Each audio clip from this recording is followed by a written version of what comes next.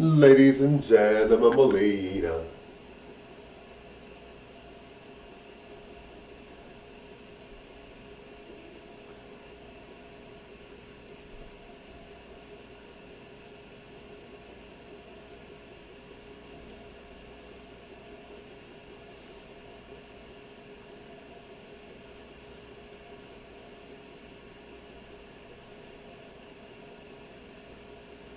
Now guys, what you want to end up doing, even if you become a famous celebrity or you become really, really rich, or really spoiled even, or you get diva treatment or devo treatment, you have to be able to be in a position when you are famous to be like everybody else. I know you don't, some people don't think they are like everybody else.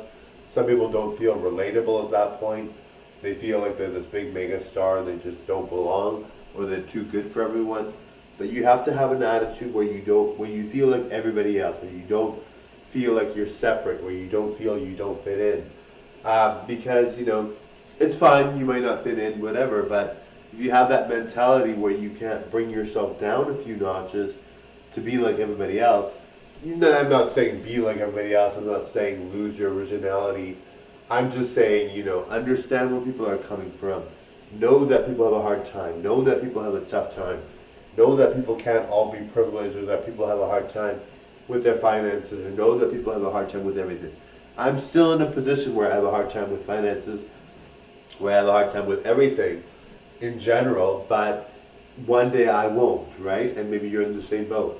So if you know you're going to get out of the situation, at some point you're going to be like, well, how am I going to be able to relate? How am I going to be able to do this and that?